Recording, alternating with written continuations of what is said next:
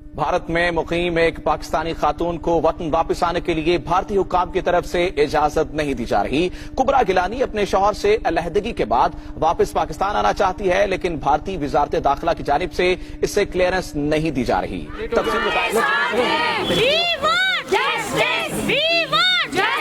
वहाँ कश्मीर में मेरी शादी हुई थी, जम्मू कश्मीर में, और अब बच्चा न होने की वजह से मेरा डिवोर्स हो गया है।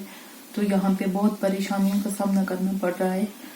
तो अब वापस जाना चाहती हूँ अपने घर, अपनों के पास। अब पाकिस्तान गवर्नमेंट से और हिंदुस्तान की हुकूमत से यही है अपील के प्लीज मेरी वापसी कुछ करें, रास्ता दें। तो वापस जाना चाहती हूँ, वापस जाना है अपने घर। ये वापस दिल्ली से वापस आ रही थी, तो हमारे बड़े भाई के साथ इनको की मुलाकात रास्ते में हुई थी। और ये जम्मू से जब वापस रास्ते में फंस गई थी, रास्ता बंद था, तो इन्होंने हमारे भाई के साथ बात की थी, इस बारे में पूरा मसला बता दिया था। फिर हमारे भाई ने यहाँ घर पे आके हमें ये बता दिया कि इस तरह मसला है। फिर इनको हमारे अबू ने बता दिया कि इसको घर लेके आओ। फिर जब ये यहाँ पर पहुंची, इन्होंने बता दिया कि हमने दिल्ली एम्बेसी से बात की थी पाकिस्तान वालों के साथ। पाकिस्तान वालों ने वहां से इसका वीडियो बना के वहां बोल टीवी चैनल पे चला दिया था। फिर हमने वो सर्च करके वो वीडियो मुख्तलिफ चैनलों पे अपलोड किया ताकि ये वायरल हो जाए और पाकिस्तान की गवर्नमेंट और इंडिया की गवर्नमेंट इसको देखकर इसका मसला हल करे। हाँ, दिल्ली एम्बेसी गई थी और वहाँ फिर उन्होंने पासपोर्ट वगैरह भी मुझे दिया था। आगे गई थी वाघा बॉर्डर पे, तो वहाँ मतलब जो इमिग्रेशन है वाघा बॉर्डर पे, अटारी बॉर्डर पे, इमिग्रेशन वालों ने आगे नहीं जाने दिया है। मैं गई तो वापसी के लिए थी, बट उन्होंने वहां से आगे नहीं जाने दिए। बोला कि हमें जब तक उबर का ऑर्डर नहीं तब तक हम आपको नहीं क्रॉस करने देते हैं। फिर वापस आ गए। हम क्या चाहते हैं? हमें पाकिस्तान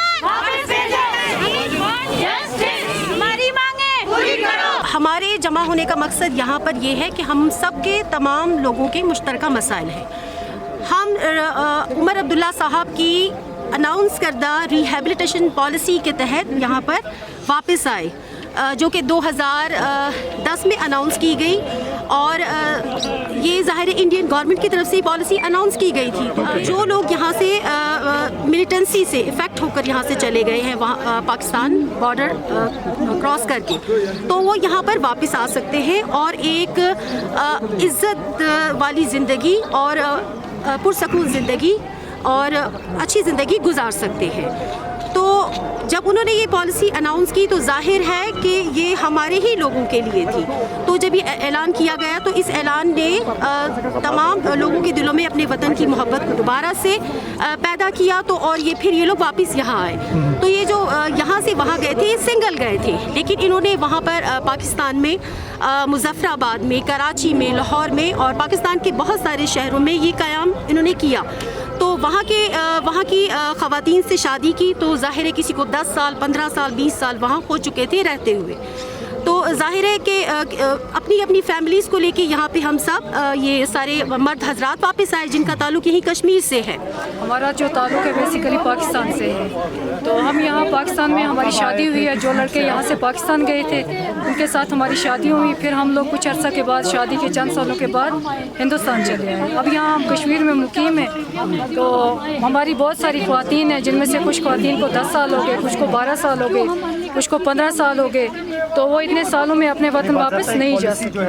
तो अपने मैके की तड़प में हम लोग बहुत परेशान हैं। कुछ लड़कियां हैं जिन्होंने सुसाइड किया है, कुछ लड़कियां जिनकी डेथ हो चुकी है, और बहुत सारी ऐसी ख़वातीन हैं जिनकी तलाक हो चुकी है। बहुत सारी ऐसी ख़वातीन हैं जिनके हस्बैंड की डेथ हो चुकी है। अब वो तमाम बेयारो मददगार यहाँ पर दर बदर की ठोकरें खा रही हैं। हम लोग उन जेंट्स के साथ हमारी शादी हुई है जो जम्मू कश्मीर के रिहायशी हैं, नेशनल है वो जम्मू कश्मीर के। वो लोग यहाँ से वो पाकिस्तान गए तो उनके कुछ अपने मसाइल थे। हम लोग ये यहाँ आए थे यहाँ बसने के लिए। हमारा ससुराल है यहाँ, लेकिन हमें गवर्नमेंट एक्सेप्ट नहीं कर रही। क्यों? हमारा ससुराल है यहाँ।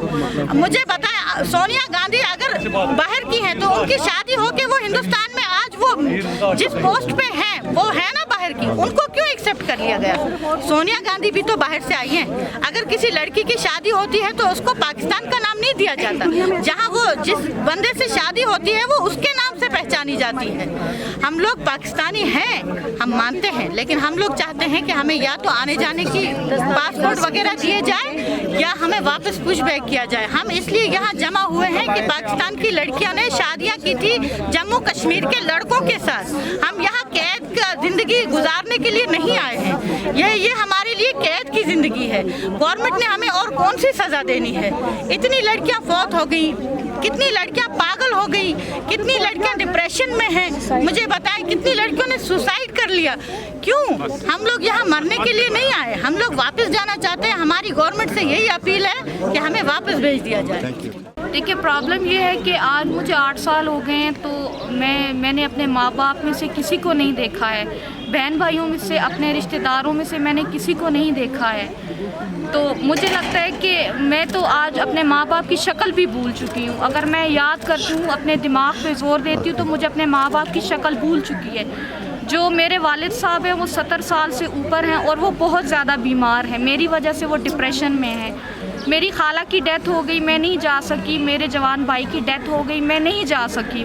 और मेरी यही अपील है, अंसार बर्नी ट्रस्ट से भरपूर अपील मैं करती हूँ, काइंडली सर आप हमारी मदद कीजिए। इंडियन गवर्नमेंट, पाकिस्तान की गवर्नमेंट और जो वज़ीर ख़ारजा हैं सुषमा स्वराज साहिबा जो हैं, मैम मैं आपसे ये कहूँगी, मैं रिक्वेस्ट करती हूँ कि काइंडली मैम आप हमारे आने जाने के लिए हमें कोई लीगल डॉक्यूमेंट्स प्रोवाइड करें, पेपर्स प्रोवाइड करें। और हमारी जो लड़कियाँ डिवोर्सी हैं और जो विडोज़ हैं उनको आप वापस पाकिस्तान जाने का उनका कुछ कीजिए। वो यहाँ पे किसके साथ रहें? मैं मेजर डिप्रेशन का शिकार हूँ। मैंने MBA किया है, लेकिन आज मैं एक छोटे बच्चे को नहीं पढ़ा पा रही हूँ डिप्रेशन की वजह से। मेरी नज़र काम नहीं कर रही है, मेरे कानों पे असर है, मैं बहुत बीमार हूँ और मैं एक ज़िंदा लाश बन के नहीं जीना चाहती। आप इतना कीजिए कि हमारे आने जाने के लिए हम अपनों को देख सके, अपनों की कब्रों पे फातिहा तो कम से कम पढ़ सकें। काइंडली इमरान खान साहब, हम आपको अपील करते हैं, आप पाकिस्तान के प्राइम मिनिस्टर हैं, आपने तो बहुत ही कहा था कि कौम की बेटी के लिए हम ये करेंगे वो करेंगे, बैरूने मुल्क जो पाकिस्तानी फंसे हुए हैं हम उन तक पहुँचेंगे। अगर आप मेरी आवाज़ सुन रहे हैं सर, काइंडली जो प्रॉमिस आपने किए हैं, जो वादे किए हैं, आप उनको पूरा कीजिए। और कल जो प्राइम मिनिस्टर मोदी जो हैं भारत के, वो आ रहे हैं। काइंडली सर आप भी तो कहते हैं कि बेटी बेटी बेटी को बचाओ। हम आपसे भी रिक्वेस्ट करते हैं कि सर काइंडली आप हमारे इशू को थोड़ा सा देखिए। मेरे हस्बैंड तो कुछ नहीं कमाने जाता, मैं फिर भी सुबह 9 बजे से लेकर रात 9 बजे तक मैं ड्यूटी देती हूँ अपनी शॉप पर। मैं 2 वर्कर को खुद जॉब देती हूँ, उनको देती हूँ कि वो अपने घर में जाकर मेरे पैसे दुकान से कमाकर अपना चूल्हा जलाए। लेकिन मुझे यहाँ पर इतना टारगेट किया गया, करैक्टर वाइज भी मुझे चैलेंज किया गया, जिस पे मैंने अपने इन लॉज के खिलाफ अगेंस्ट मैंने FIR काटी थी। तो एक दफ़ा सिर्फ अयाज गिलानी साहब का मैं सैल्यूट करती हूँ कि उन्होंने एक दफ़ा मेरी हेल्प की थी। तो मेरे ब्रदर इन लॉ को उन्होंने जेल किया था, तो वो आज उसी केस पर वो बेल करके बाहर तो है, लेकिन मुझे और मेरे हस्बैंड को प्रॉपर्टी में से कोई हिस्सा नहीं देते, इसलिए कि इन्होंने हमें बार बार FIR काट कर हमें जेलों में भरा है, हमें कोई हिस्सा नहीं दिएगा, इसलिए मैं फाइनेंशियली ज़ीरो हूँ। एक दफ़ा उन्होंने तो लाउडली मेरे बच्चों के सामने बोला, वो मेरे विटनेस है, ठीक है। और सेकेंडली उन्होंने किसी के साथ बात करते हुए कहा कि मैं ऐसी वो नाजेबा अल्फाज है, मैं सबके सामने नहीं बोलना चाहती। तो रूम में बैठ के कोई भी आदमी अपनी औरत को कुछ भी बोलता है, लेकिन वो इतना बेसिक पॉइंट नहीं है। झगड़े होते हैं सबों में, क्योंकि हमारा कल्चर चेंज है, हमारी लैंग्वेज चेंज है, तो हम लोगों को गांव में लोग टारगेट करते हैं। तो मेरा पॉइंट ये नहीं, मैं सिर्फ ये चाहती हूँ कि मेरे हस्बैंड के साथ अगर नहीं बनती है, अगर वो नहीं हमें मुझे रखना चाहता, ठीक है, बस गवर्नमेंट से यही अपील है, हम लोगों को आने जाने के लिए रास्ता दे। लेकिन मेरी डिवोर्स हो चुकी है, मैं एक रूम में उस बंदे के साथ नहीं रह सकती जिसने मुझे छोड़ दिया है शरीर। लेकिन मैं सेशन कोर्ट बारामूला गई थी और मेरे हस्बैंड उस वक्त मेरे साथ थे।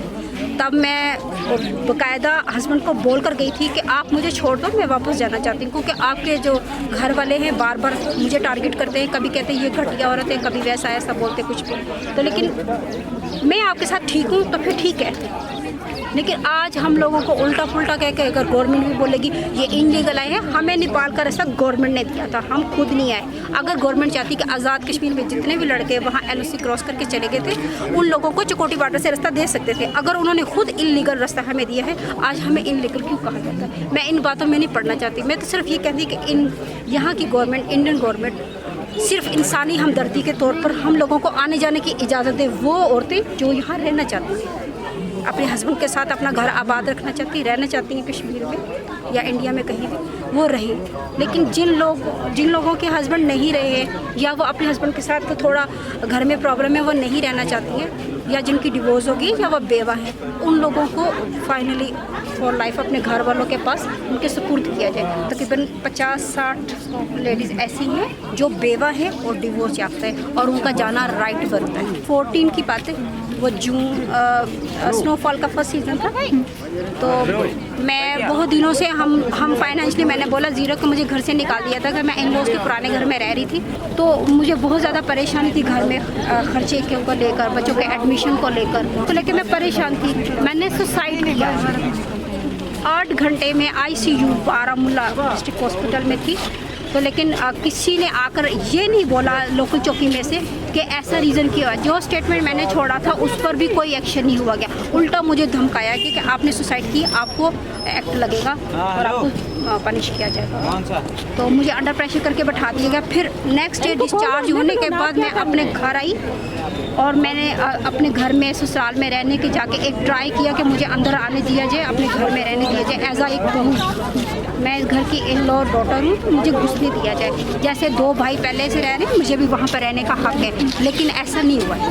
फिर मुझे मजबूरन इतनी देर तक बाहर बैठना पड़ा। उसके बाद फिर समझ लें कि अपने राइट्स के लिए तो इंसान को हाथ उठाना पड़ता है। मेरे हस्बैंड के सारे कपड़े फाड़ दिए, उसको स्क्रैच किया, मुझे मारपीट की।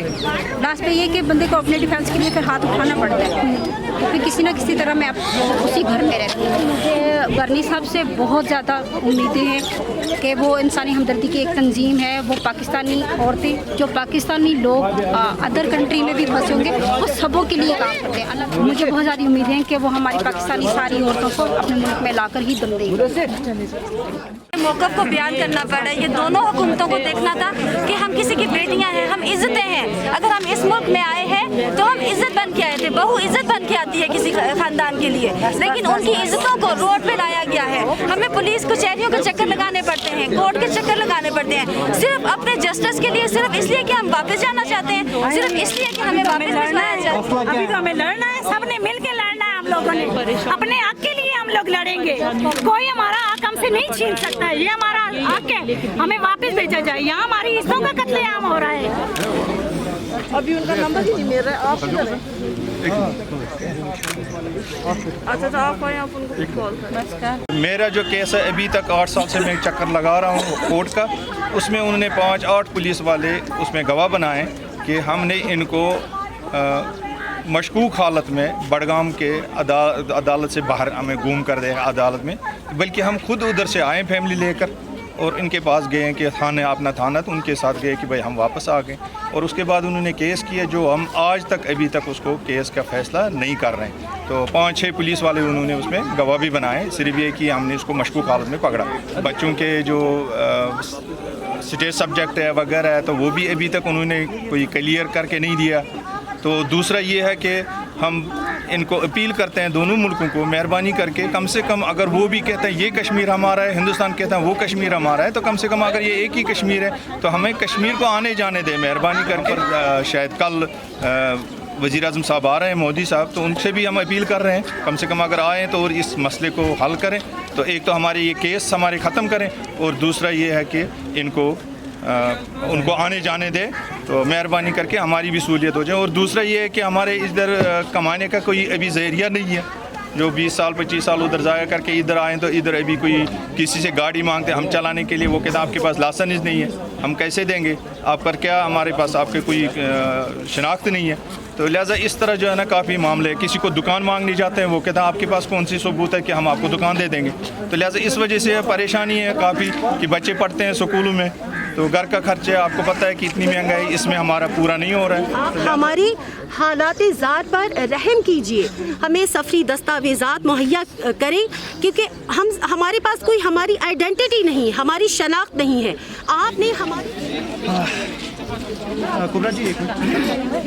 किसी को 10 साल हो गए, किसी को 15 साल हो गए, किसी को 20 साल हो गए, मगर हमारे जाने का कोई नाम नहीं है। यहाँ अनलीगल रह रहे हैं, हमें कहा जा रहा है आप अनलीगल रह रहे हैं। हम भाई कैसे अनलीगल हैं? आपने कहा आइए तशरीफ़ लाइए, आप कह रहे हैं कि आप मुजरिम हैं, आप क्रिमिनल हैं। कि जब तक हमें ऊपर का ऑर्डर नहीं है तब तक हम आपको आगे नहीं जाने देंगे। जितनी भी यहाँ की इंसानी हुकूक की तंजीमें हैं, मैं उन सब से हमदर्दी की अपील करती हूँ, हाथ जोड़कर अपील करती हूँ कि वो हमारे हक़ में जो है हमारे दस्तावेज़ात फराहम करें, हमारे हुकूक पूरे करें ताकि